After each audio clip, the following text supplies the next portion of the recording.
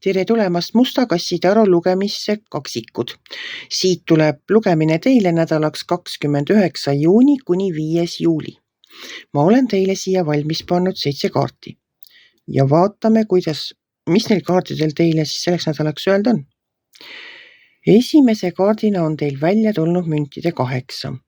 Müntide 8 räägib vilunud töö tegemisest. Te olete oma ala professionaal. Teete oma tööd täie pühendumisega. Ei lõpeta enne, kui kõik on tehtud. Teete väga kvaliteetset tööd.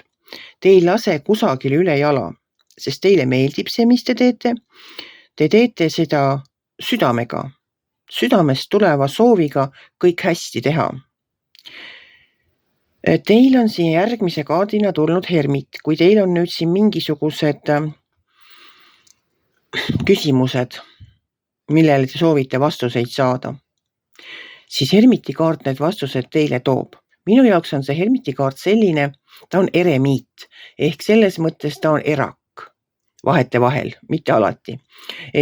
Minu jaoks on ta alati selline kaart, kui ta tuleb minu tähtkuju lugemises välja, siis ma saan aru sellest, et ma peaks võtma aja maha, natukene mõtlema ja siis läheb mul endal lamp peas põlema. Et ma näen palju paremini, mul tuleb see selgus, lihtsalt vopsab see selgus pähe. Kui on vaja otsustada minna või mitte minna, siis tuleb ise. Ta tuleb niimoodi, et see tundub nagu täiesti loogiline ja täiesti loomulik. Ja alati ma imestan selle üle, et kuidas ma seda varem ei mõelnud või ei taibanud või aru ei saanud. Lahendus oli mul nina all, aga ma kuidagi nägin temast mööda, ei osanud tähelepanu pöörata. Et selline kaart on see hermit minu jaoks. Teil on nüüd vaja teha otsus, kas ajada taga oma unistusi või leppida reaalsusega. Seda räägib see armastajate kaart. Ta räägib sellest, et tuleb valida. Selle sinilinnu tagaajamise või sellega, mis maa peal on, mis teil juba on olemas, ühe sõnaga. Teil tegelikult mõlgub meeles midagi, mille poole te püüdlete või tahaksite, et oleks, ma ei tea, unistuste töökoht, ükskõik mis, mida te mõtlete, et te võiks teil olla. Aga teil on nagu siin olemas see, mis teil praegu on olemas. Või siis mingi muutus. Et teie peate selle otsuse tegema. Edasi tuleb teil siin kuukaart. Kuukaart räägib tervenemisest, samamoodi räägib ta edasi minemisest, võib-olla ka mingisuguste probleemide lahenemisest. Siis on teil siin väga huvitav alumine kombinatsioon. Ja ma arvangi, et teil on ikkagi päris tõsine küsimus. Ja see on kuidagi kas seadustega, mingite lepingutega seotud. Miks ma seda arvan? Esimese kaardina siin all on teil mõõkade kuningas.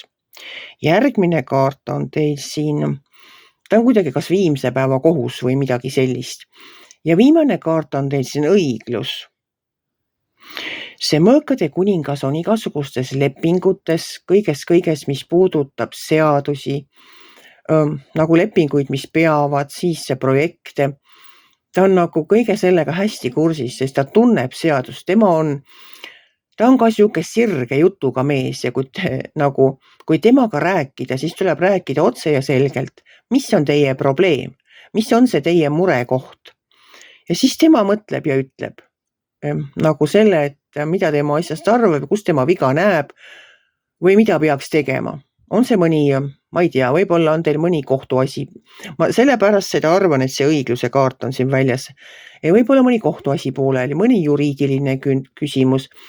Ma ei tea, ühesõnaga mingite lepingute või projektidega seotud asi. Et see õiglus ongi selline kaart, mis räägib sellest, kuna ta on teile välja tulnud, et õiglus on teie poolel. Ja see õiglus ongi mustvalge, seda ei saa ära rääkida, ei saa teiseks pöörata, ei saa ära osta. Ta on kindel. Nagu nii ongi. Kui te on öeldud see otsus teile välja, siis nii ongi. Ja seda ei saa muuta enam. See ongi selline, lihtsalt ongi selline. Aga kuna ta on teile tulnud, siis ta peaks olema teie poolel. Ja see kõrval olev viimse päeva kohtukaart räägib sellest, et kõik on läbi. Nagu kõik, mis oli halb teie elus, on läbi. Teie, kuidas ma siis ütlen, tuleviku mina kutsub teid. Et ärge jätke oma sisemist häält nagu tähele panemata Ma ütleksin ausalt ka seda, et inglid saadavad meile vahest ka palju märke, aga me neid ei märka, kas oma mures, oma selles tohutus tegutsemises, käime tööl, poes, kodus, igal pool kogu aeg nagu orav rattas jookseme ja me lihtsalt ei märka neid märke. Nendest märkidest hakkan ma teile rääkima millalgi juulikuus. Nendest ingli sõnumitest, kuidas neid näha ja mida nad tähendavad, aga sellest siis juulis. Praegu on nii, et kuulake, mida teie hing teile räägib, uskuge sellesse, et teil on ootamas ees helge tulevik ja see, mis oli nüüd praegu siin lahtiste küsimuste all ja mis teile muret valmistas, see saab läbi. Sellest räägib see kuukaart ja sellest räägib ka see viimse päeva kohus. Ja kuna teil endal hakkab lamp ühel päeval või ühel momendil peas põlema, siis te teate, mida teha.